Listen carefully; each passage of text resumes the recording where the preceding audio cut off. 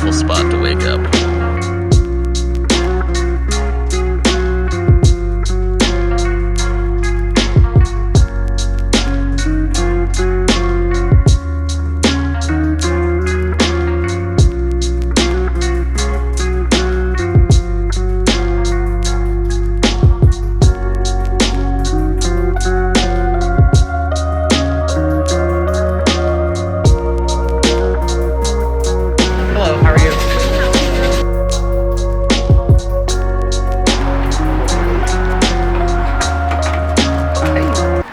Say hi so bad.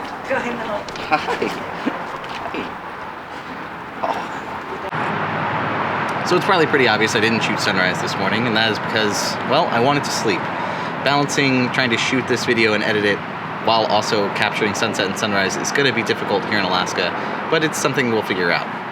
What is also going to be difficult is exploring Alaska, and it's not something I really knew until I got here, but that's kind of my own fault in how I travel. So when I travel, I don't try to plan too much ahead. So I had a 3,000-mile trip to get here, and I wasn't about to just start planning every spot that I wanted to go to in Alaska because I really wanted to experience getting here. And I also knew that once I got here, I would just take a break and plan what I was going to do when I got here. Well, I have done that, and I've now learned that exploring Alaska by car is pretty difficult. And that's because, well, let's just break it down like this. There are 5 national parks in Alaska, and the first one we'll talk about is Katmai National Park, and you might not recognize the name, but I guarantee you probably recognize images from there. It's where the bears sit in the stream and catch the salmon going up the stream during the summer. However, it's literally the only thing that you can do there.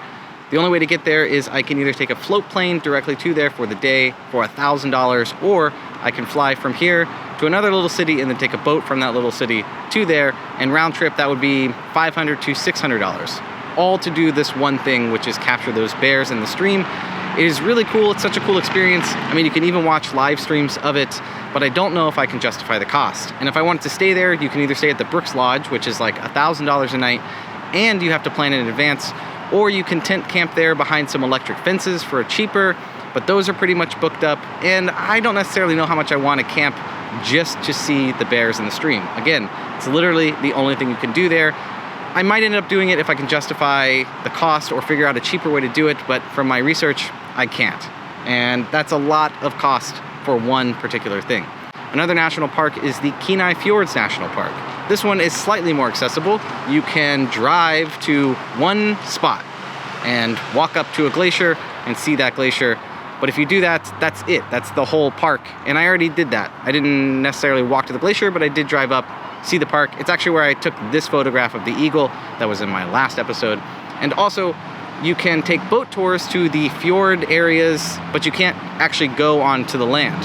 And I already took the boat tours to see them, and it's really just glaciers that you can see from the boats and experience the wildlife that are in some of the fjords. That's it. And if you haven't noticed, both of those have barriers to entry in terms of cost. I can't just drive into them and experience the entire park. In terms of Kenai, I was able to drive to one spot, but that was the whole park in terms of what you can get to for free. So that's a continuing trend, because the next park is Lake Clark National Park. But before I talk about that, I need to get dinner and run a few errands before we leave tomorrow. So let's go do that. I'm not entirely sure we're gonna get much of a sunset tonight. Hey look, that's where I woke up this morning. Right there. Anchorage sure is pretty though. Thank you. You're welcome. Of course. Oh, thank you. You bet. Appreciate it. Got it. How are you? I'm good. Can I just get a burrito, please? All right, time to pick up a few groceries at this place that I've never heard of. Oh my God, I can't believe they have these. These are some of my favorite snacks. I really got 2 of these. Oh, yeah. Do I get 3?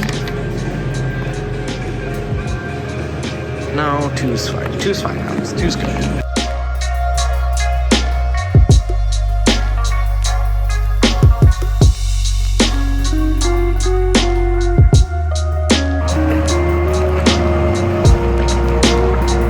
And we're back.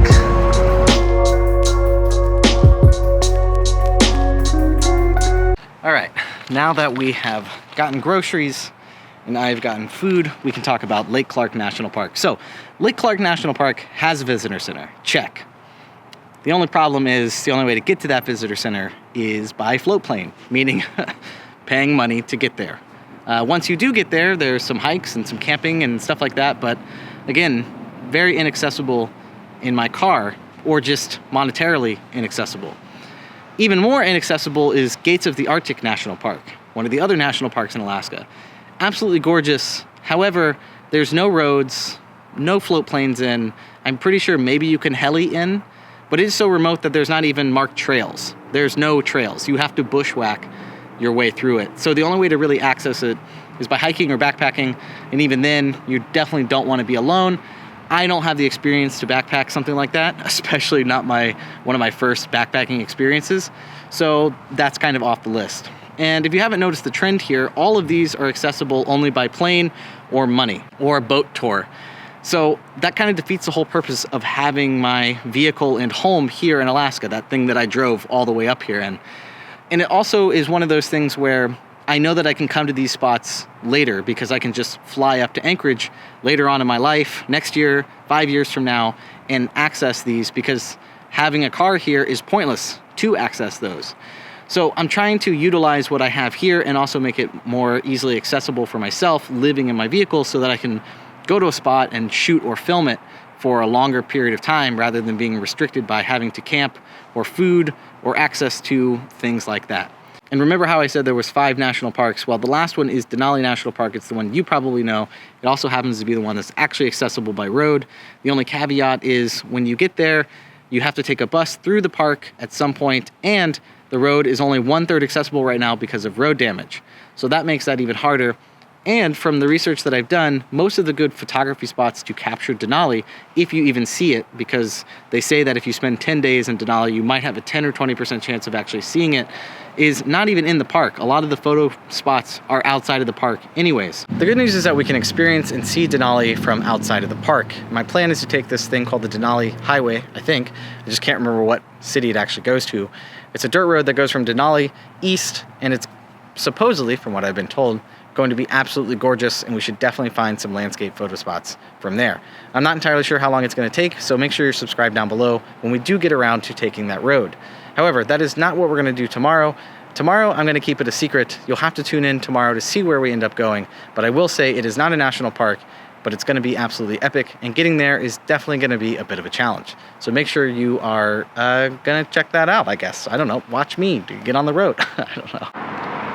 Yes, make sure you check out tomorrow's episode so you can find out where we're going, and as long as I have internet, you'll be able to follow me along the way actively, and if I can't get internet by the time I get there, well, then I will see you soon. And if you're wondering about sunset tonight, it's around 10 o'clock right now, and as you can tell, as long as my camera is automatically adjusting, it is just completely overcast. So, no sunset tonight. Thanks for watching. I'll see you tomorrow. Later.